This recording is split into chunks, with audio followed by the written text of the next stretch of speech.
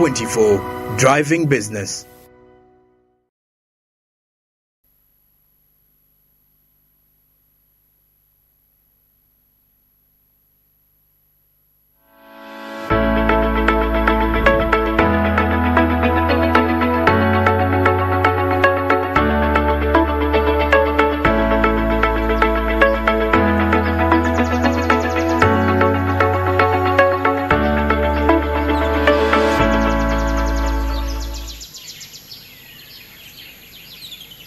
We'll be back from the break. You're still watching Smart Men's Business. I'm Anju Ubariji, and of course, driving your business. We are into the last part, definitely, of the show, the last 30 minutes of the show. And like I told you today, our main point of focus is onto the skilling, most especially among us, the youth. You know, we've heard about skilling initiatives for quite some time.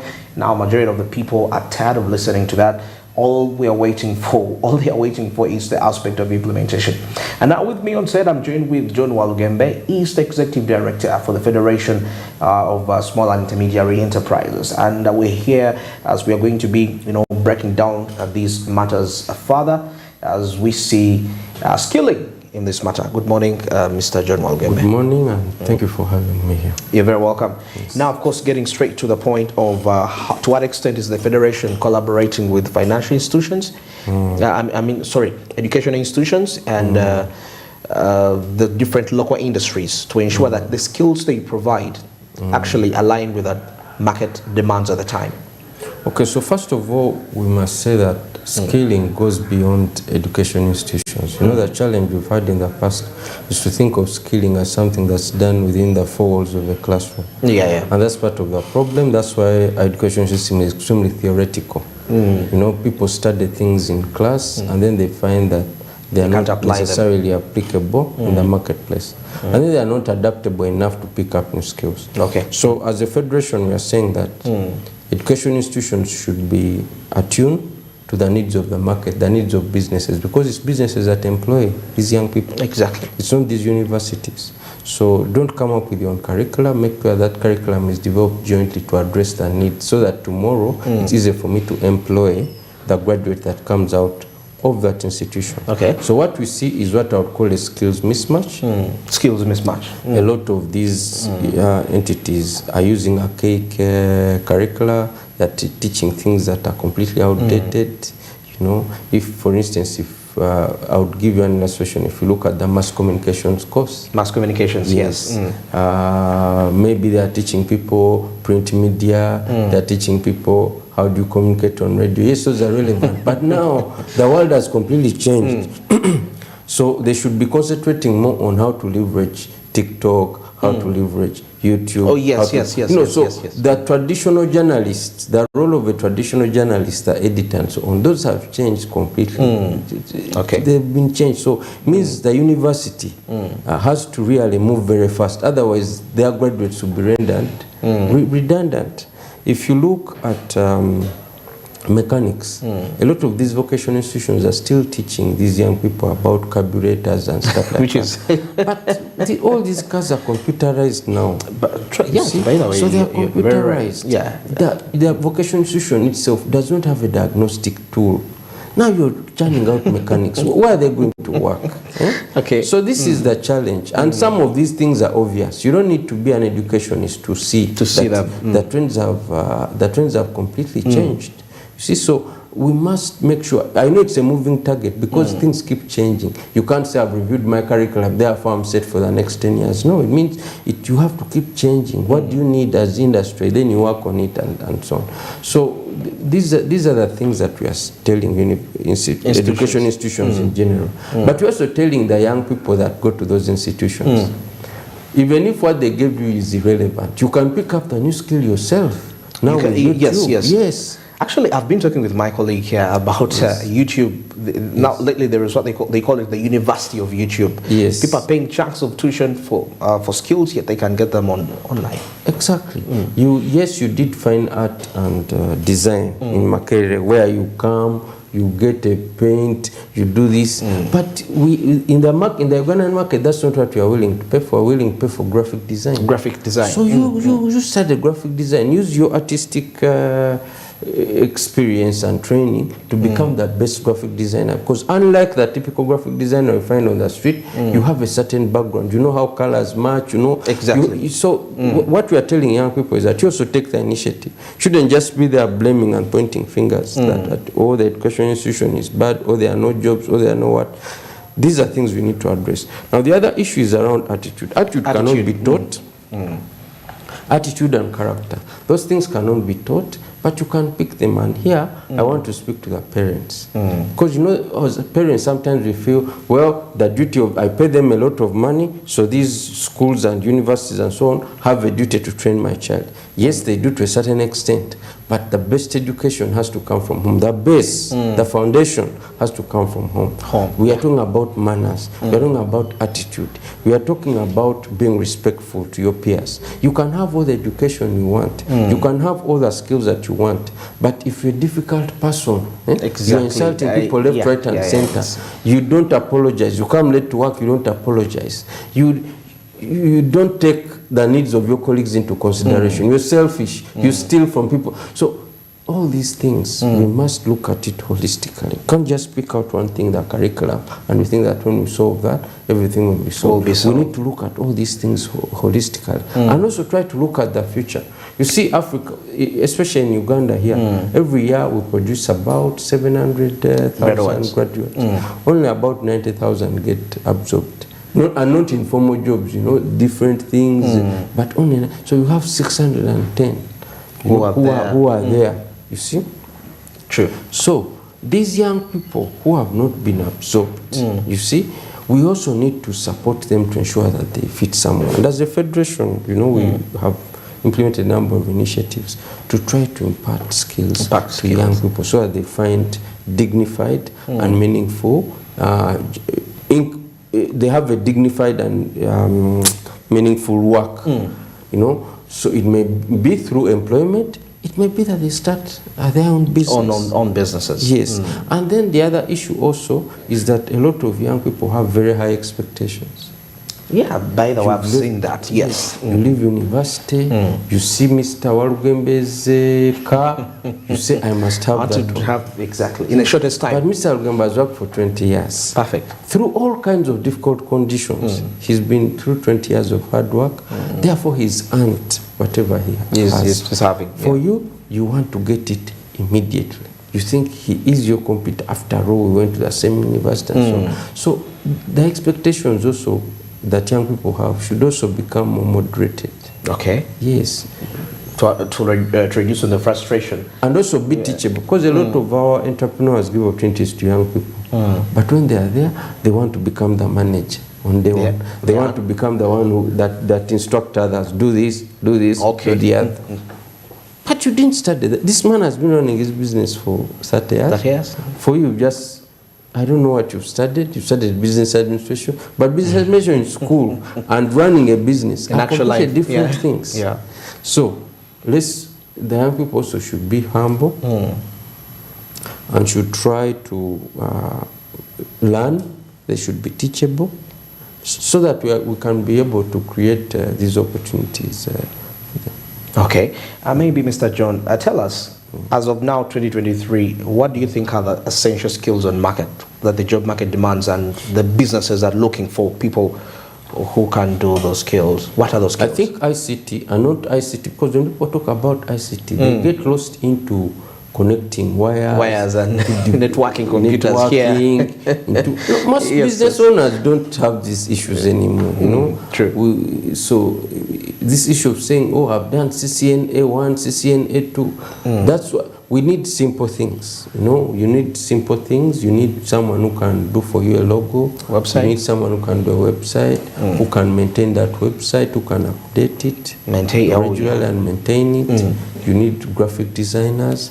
You need people that are into content creation, the whole range.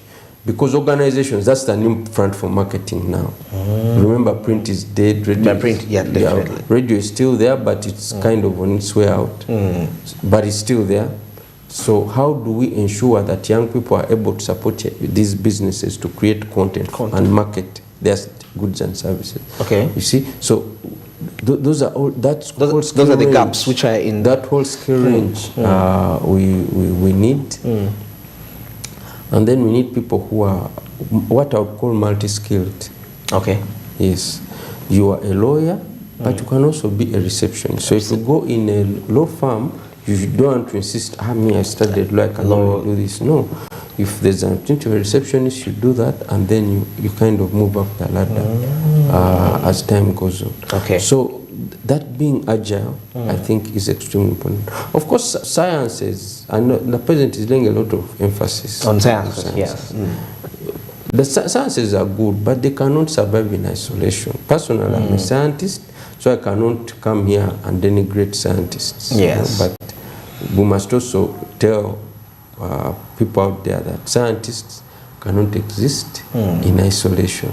So science, if you're smart, because science also requires a certain level of mental ability. You can't tell your daughter you must be a doctor, you must be a science. Exactly. If they are gifted, well and good. If they are not, let them pursue whatever they want to pursue. They want to pursue. Yes. And then also we must look at people's characters. Because certain jobs, if you're saying you're going to nursing requires that you're social. You're going to care for people. For people, yeah, yes. Exactly. But if you're the kind that wants to stay by yourself, that's angry and grumpy most of the time, that's why you go to nurses sometimes to certain clinics and hospitals, and you wonder, why these nurses forced to take the course? Why are they so angry? Why are they so bitter? So maybe that person was better suited to be a policewoman in the security forces. Exactly. But because we force people, you take this, you take that, you find this kind of scenario happening. Okay. And then obviously you've been here talking about issues around artificial intelligence. And about the fact that jobs are going to be replaced. I think artificial intelligence, yes, is a threat, but not as big of a threat as people actually imagine. Because, for instance, I've been using ChatGTP personally, and to be honest, because all it does is to collect information that's available. So it's basically relying on the brain that put these things together. Of course, yeah, people that faded. And sometimes you look at what it gives you, and you find that it can't really pass. You have to. There's a difference between an essay that a person has written and something that's picked from AI generated. Yeah, so yes, it's helpful, but I don't think that it will replace the human beings if they do these things right. You need to remember that during the Industrial Revolution, when the cars were first discovered, there was a big worry that cars were going to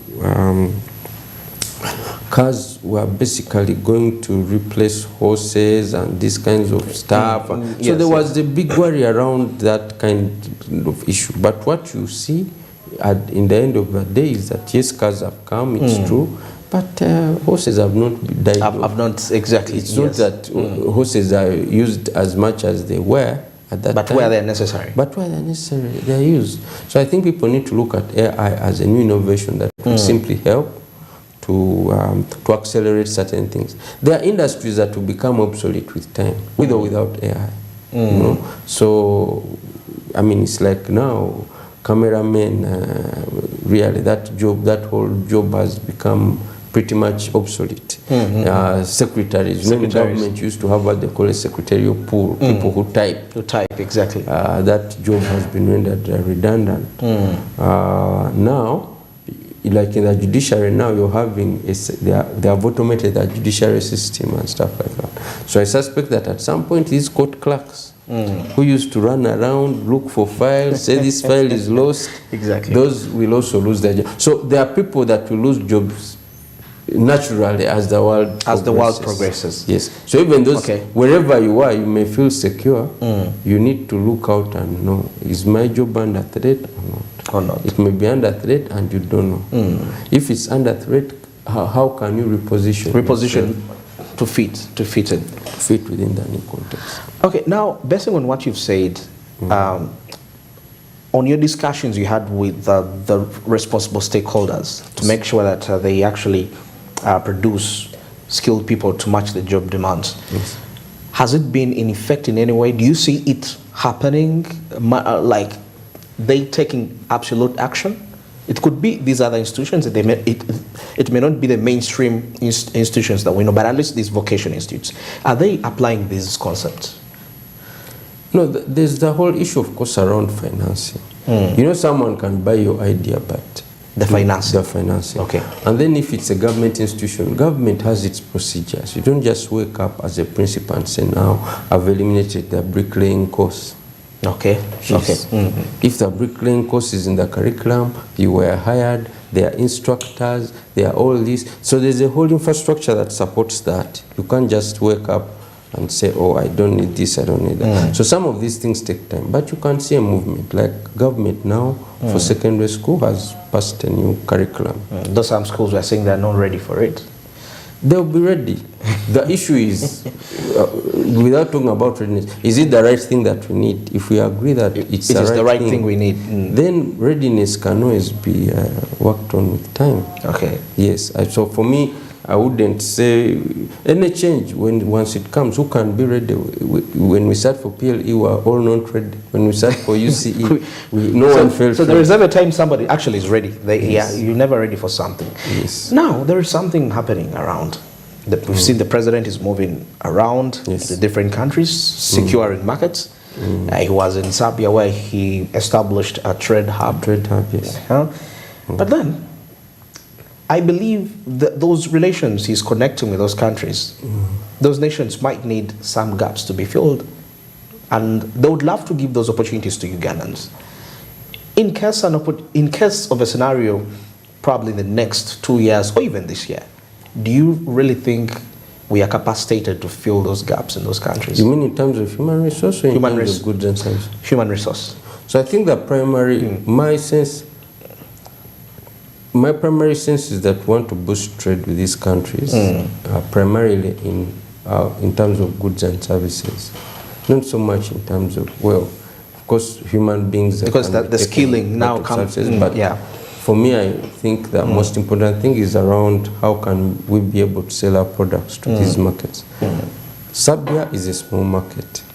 Russia is under sanctions, so it would make it difficult for us to significantly ramp up our trade with that country in the context of the current with those sanctions. 2 countries, actually. No, for Russia, because the sanction bit of it. Because of the sanctions, they would make it very difficult for us to meaningfully trade with them. But I think they are an old ally, and they've been extremely supportive historically to African countries. So I think the president may have gone there to express that solidarity and to show that, you know, Africans cannot be forced to take certain sides because, you know, we are receiving money or trading more with the Western world. You can still trade with the Western world and still of course, support keep the some of the ideas and, that Russia stands for, including multipolarity. So I think that may have been the primary motivation of His Excellency the President in the Russian case. In the Serbian case, they've established a trade hub. Let's see how it works. It works. Serbia is a small market. Serbia is not yet part of the EU, but it's a good starting point. You know, it's like a mock exam. Sometimes before you do the real exam, you must do a mock exam. So I think Serbia would give us an idea of, you know, how these hubs would operate, what are the tests and whatever, and then we would then move on probably to the EU and so on, because there have also been discussions with the EU regarding market access. Exactly. The EU has now signed an agreement with Kenya, which pulls the rug under the feet of the EAC that was negotiating as a bloc. Yeah. But we believe that the EU market is quite significant and we should pursue it, and we see how best to make this partnership a useful one for both countries. So for me, Serbia should be a stepping stone to accessing the EU market, the US market, another way, the Chinese market, I think is really huge. Yeah. We need to also take that seriously, as well as the African market. We are talking about the AFCFTA. Actually, I was coming to that. We need to also, before we run so far, we may be leaving opportunities on our doorstep. So how do we also leverage those opportunities on our doorstep to be able to benefit as a country? Okay. And how is the federation now, like how you talked about the African market, How has it influenced the Federation's activities in relation to that? No, the Federation has primarily been engaged in supporting SMEs to get ready for the AFCFTA through interventions around export readiness. Export readiness. Readiness, okay. Yes. You know, when you're going to export, you don't just wake up and just carry whatever you have and go. No. You must study the market, you must see what they want, you must know what procedures you have to go through. So as a federation, what we've been doing is to take SMEs through understanding what is required. Okay. So you've done the research to know what research, this market, we're doing training to support SMEs to be able to participate in the African market. Yes. Okay, very interesting. Thank you so much, Mr. John Walgembe, for that insight. You're welcome. And he's Mr. John Walgembe, the Executive Director for Federation of Small and Intermediate Enterprises, that is of the country, Uganda. And we've been, of course, breaking down the aspects in matters for skilling. You know, what is that is really needed for the small and intermediate businesses in our country, Uganda. So if you're youth out there and you're watching in here, you get to see, and to make matters interesting, you could be just heading to university. This is August. I think this is the intake. And one thing I know for sure is that you still have a chance and a time in the first semester to actually make a decision to what you can see. So based on what he has said, you can actually get something and see what you think is best for you and what you will be able to offer according to what the market demands currently. Well, it's 8 minutes to the top of the hour and we come to the end of Smart Means Business. It's of course the 2nd of August 2023, but still on top of that, I still would love to remind you that the markets on the Zabo platform are on. *292# is the code for you there, which will avail you with options where you will be in position to actually buy government bonds and securities for a fee of 15,000 Ugandan shillings. Now the markets are open at exactly 8:15, running up to 3:15 p.m. This is effective Monday up to Friday, apart from the weekends and the public holidays when those markets cannot be accessed. But of course, despite that, you have the rest of the days to capitalize and make money for yourself. Zabo says my money, my future. Altex East Africa tells you do something new. But also, I would love to remind you on our social media handles at Smart24TV on Twitter, Smart24TV Official, that's on Facebook, Smart24TV Live, that's on YouTube, and Smart24.tv, that's on our official website. If you want to get some information related to business matters, you're doing some research, you can go to Smart24.tv to get more of that information. But also, something amazing, you just gotta go to your Play Store and download the Smart Digital application. Here, as you're coming to work, you can stream Smart24 TV. You're heading back from work home, you're held up in the jam, you just go to your application, Smart Digital, and you'll still be able to get this information. Well, like I always say, be productive for the day, as you, of course, make sure that you make good use out of the opportunities that it's going to present to you today. Till tomorrow, good morning.